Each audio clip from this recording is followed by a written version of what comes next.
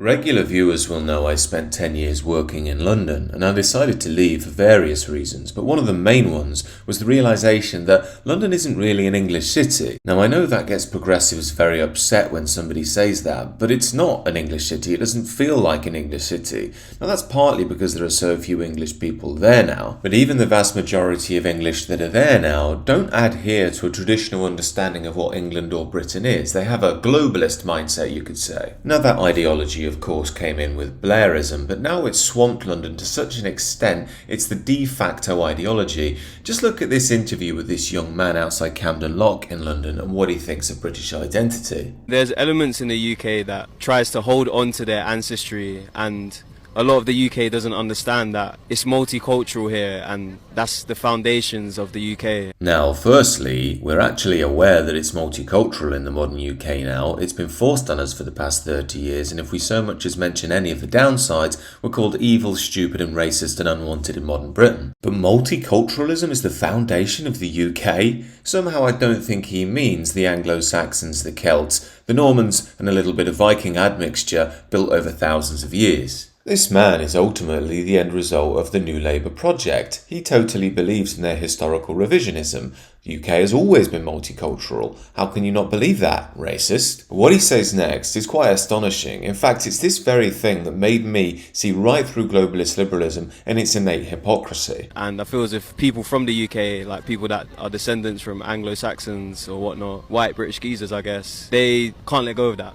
So that's why the UK will still remain racist. So a few very important things here. Firstly, did you note the cognitive dissonance? He said in the last clip that the foundation of the UK was multiculturalism. Then he states that it's Anglo-Saxons, but we need to get rid of that. Now, it seems illogical to state such a thing, but this young man is just a victim of state brainwashing. He's been trained, like all progressives, Anglo-Saxon means bad, multicultural means good. The next clue that this young man has been totally brainwashed is in the fact that he states that simply being and remaining Anglo-Saxon because you are means you're innately racist. This is what the Western world has to realise. In this leftist ideology, you will never be able to do the right thing. You will always be the enemy and always be guilty.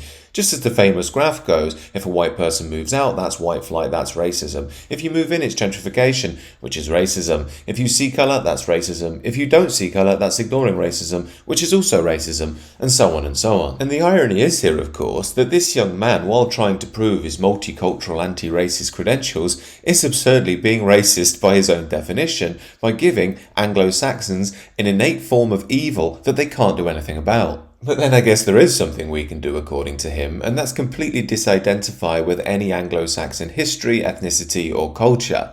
Yet this is the irony that we see in the modern UK all the time. If you want to adhere to Anglo-Saxon culture, celebrating your Anglo-Saxon ethnicity, that's evil. However, we're supposed to celebrate and respect the cultures and ethnicities from every corner of the earth. And as I've said many times on this channel, I'm something of a comparative mythology dork. There are very interesting cultures from around the world. But I also want to have mine, in my own homeland. That's not evil or unethical. In fact, it's evil and unethical to tell a people they're not allowed their own culture because we're so evil and racist. Now, while this young man probably thinks he's being anti-establishment by saying this, he's actually just parroting the views of the liberal regime that rules over us all. They seem to want Europeans to be a non-people with no history, no culture, no opinions, no tradition or spirituality, no heart, just diligent workers carrying out the wishes of our globalist overlords with only regime-approved social opinions.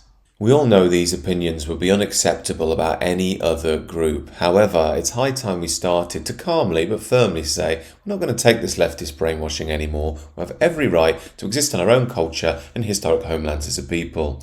These are just my thoughts, however. Do let me know what you think down below, and do consider subscribing to the channel.